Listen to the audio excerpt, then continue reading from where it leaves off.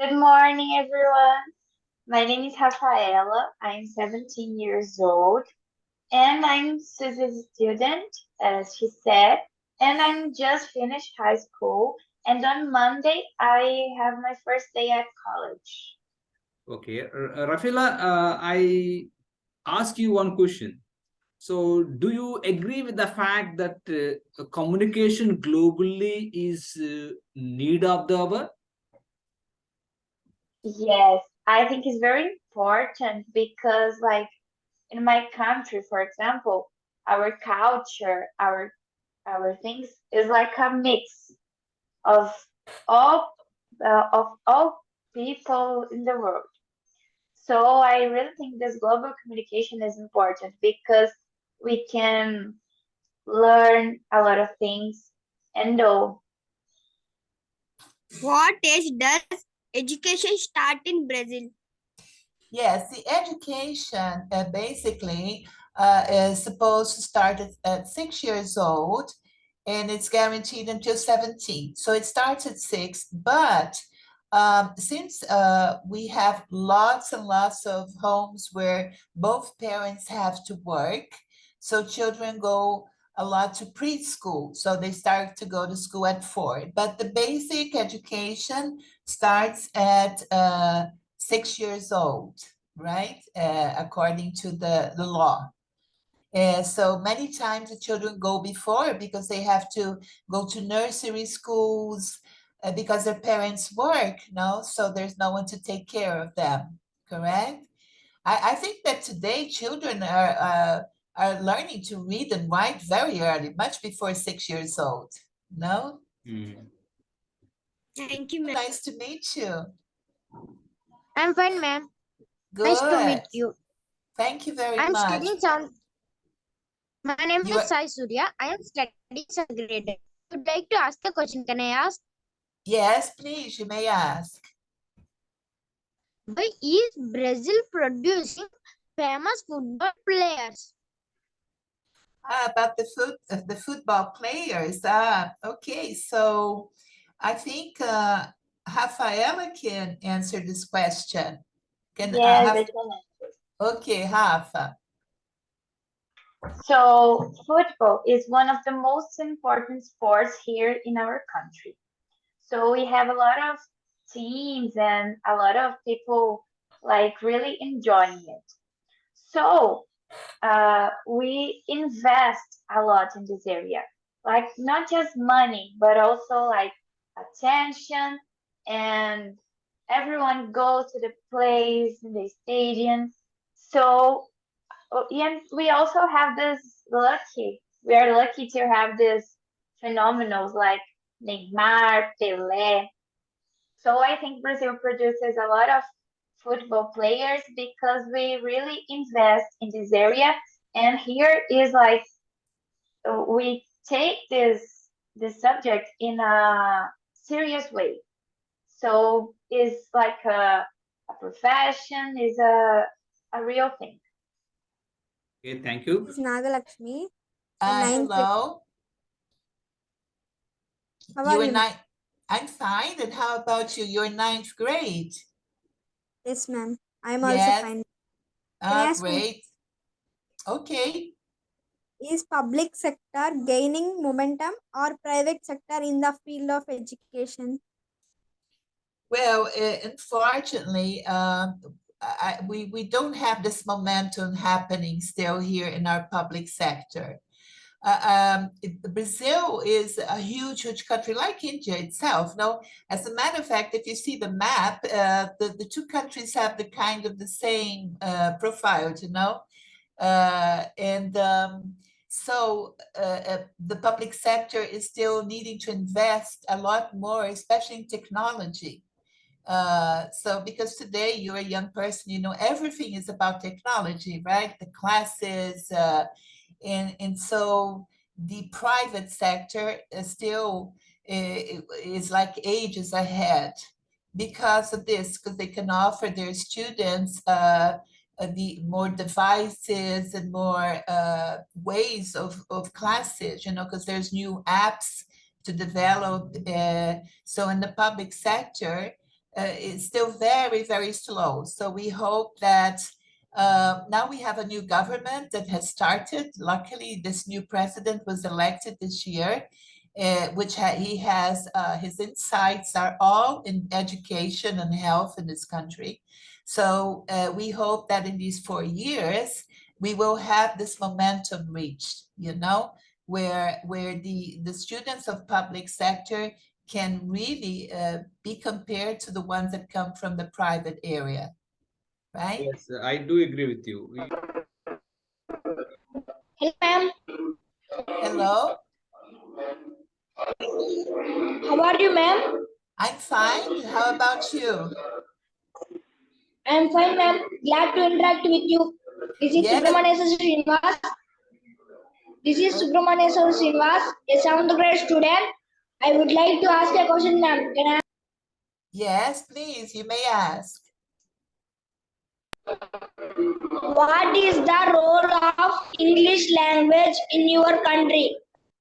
Okay, Rafaela, this is yours, no? Yes, is what is the whole of English in my country? Yes. Uh-huh. Yeah. So here in Brazil, English is considered like a foreign language. So we have like classes in schools, but it's not uh like we learn Portuguese. It's different. So the whole of English in Brazil is like to expand our life, to give us more opportunities, like work opportunities and also travel.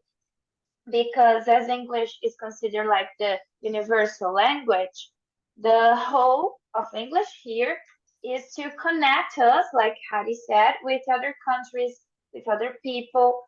So it opened like doors for us to work, to travel, and to do different things. Okay, thank you. Dikshit, over to you. Sorry? Yes, sir.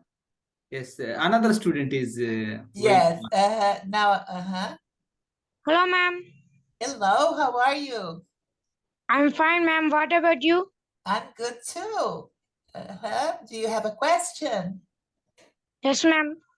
What is the Okay. culture of Brazil? What is? What is the culture of Brazil? Okay, that's you, Rafaela. Yes. So the culture of Brazil is like a result of a huge ethnic mix. So we have influences from indigenous people, from Portugal, from Africa, from people from all over the world. But I think I can like define or describe our culture as like very cozy and warm. We really like parties and celebrations. We are very inclusive and um, we are like I consider our culture rich, like with differences. We have a lot of things like mix just in one place. So I think it is. Thank you. Durga Thank you Sai, very much. Durga Sai, do you have any question? Yes, sir. I have one question. I have one question. Ask. Hello, ma'am. Hello, how are you? I'm fine, ma'am. How about you, ma'am? I'm good. Do you have a question? Ma'am, this is Durga Sai. I'm glad to interact with you. Can I ask you a question, ma'am? Yes, of course. 60% of Amazon forest is Brazil. Could you please tell us about it? Yes, Rafaela will tell you all about it. She knows that a lot. Rafa. Yes. The Amazon forest is the world's largest forest and is the area that like represents our biodiversity. So I brought you some numbers for you to understand. The region is home to 10% of all plants and animals species known on Earth. So there are approximately 40,000 species of plants and more than 4,000 mammals. with almost 1,300 different varieties of birds and insect populations in the millions. So it's like a real treasure for us to have this huge part of Amazon forest. It's like a gift from nature. But unfortunately, here in Brazil, people don't treat the forest the way it deserves because we have like too many interests, like personal interests or government interests. So we don't have like this protection, this real value that the forest deserves because of these things that people do, like uh this these Yes, cases that they are exploring the area yes, that in fact belongs to the indigenous people, no?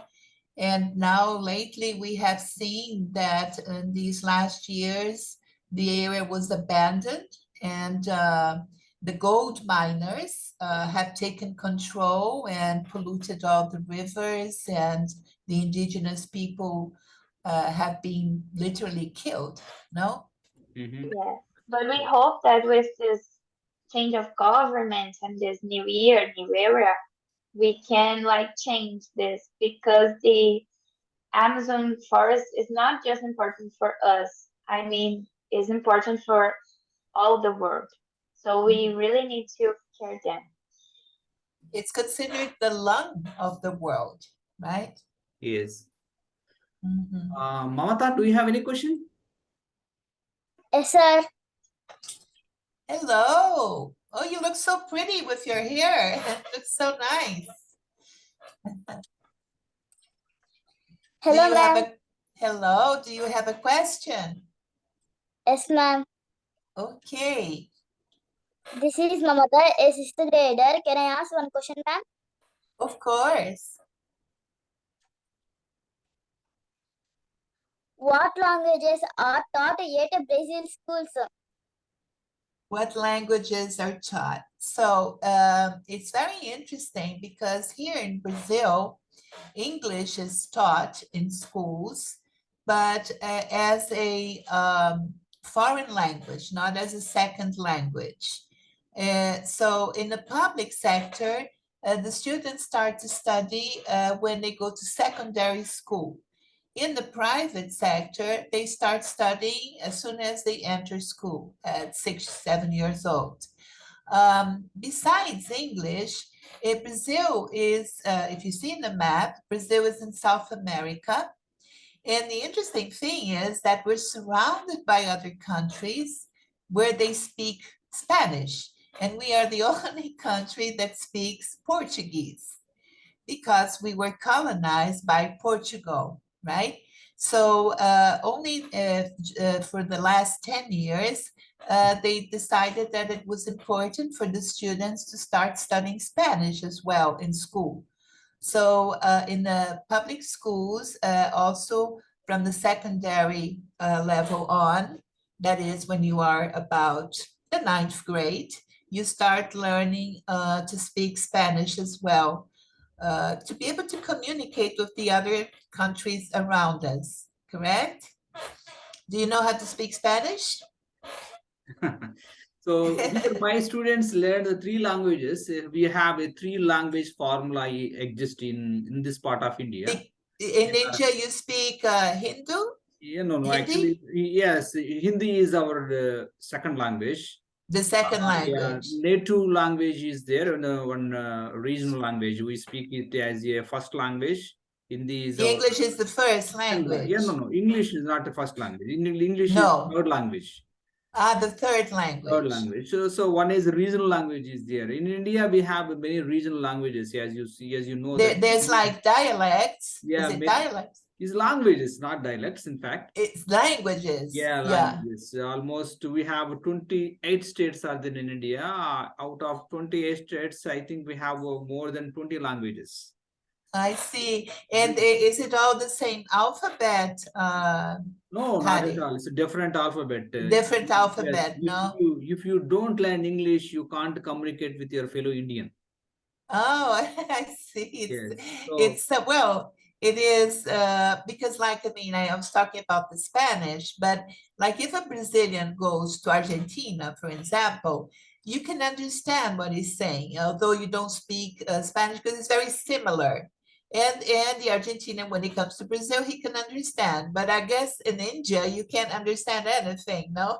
in order to survive in India, you have to learn the two languages. One is our national language, Hindi, and Hindi, international yeah. language, English. Okay. If the help of these two languages, you can tour across India. Ah, okay. Before, when it was still occupied by Great Britain, it was English the first language at that time? I think so. Yes, Yeah. it Uh-huh. was the first language, but as you know that as far as Indian geographical conditions, because India is a different. It has a different racism and regionalism, Yes. and so because of these variations, so Yes. English is one such language, and it can connect the all the Connects the Indians. people, yeah. Yeah, it But connects all the. it happens like this, like in Europe, for example, if you get those Nordic countries like Denmark, Norway, Sweden, even Holland and all, they speak their languages, but it's the only I mean, it's the only place where you will hear their language. So Yes, if they don't have English, so English there is taught also, it's imperative that you speak English. If not, you can't understand anyone else because no one speaks those languages. yes.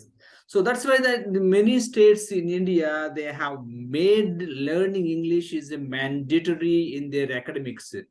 Yes, and Yes, it's a global language. No, I mean, look at this opportunity we have here of communicating, being yes, thousands and thousands of kilometers yes, distant. yes. If it weren't for English, we wouldn't have this opportunity. Yeah, No? we can't. So I have a last question because time is ticking. We have 9 minutes Yes, it's taking, 28 yeah. seconds left. So most of the Brazilians, after completion of their graduation, and what would they like to be? Would they like to immigrate to other countries, or would they like to stay back in their countries? And when it Yes, comes to India, most of the students after graduation and after post graduation, and they like to yes, fly to the developed countries like Australia, America, and some other developed yes. countries. To immigrate Yeah, because to have more opportunities, yes, to no? get more opportunities and as well as to pursue their higher studies. So Exactly. what sort of system, right? What sort of phenomena is exist in your country? Yes, this happens quite frequently as well. But I think Rafaela could answer since she is going through this moment and she is going through graduation. Rafa, Hi, I'm here. Hi. Yes, I think this is a good question for you. So, I mean, is it common among your friends, your student colleagues, to think about graduating and leaving the country, trying another country for better opportunities? Yes, I mean, it's very common. And even before graduating, I have friends that are travel like today because they're going to Canada, to other countries to try their lives, to study. And I think they have, we all have this interest because here in Brazil, we have a lot of opportunities, but we it doesn't seem like uh, as great as in the other countries. Yes, because as And they say, they usually say, sorry to interrupt you, but it's to add this, mhm, there's a saying, a proverb that says the grass is always greener at the other side. No, your yeah, neighbor's grass is always greener. No? yes. So I think we all have this interest to have more opportunities, to have like a established life.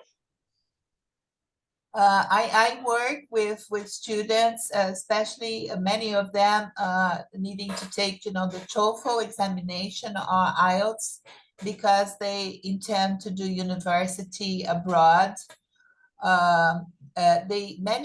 Sometimes I had two cases of two boys last year as they played soccer.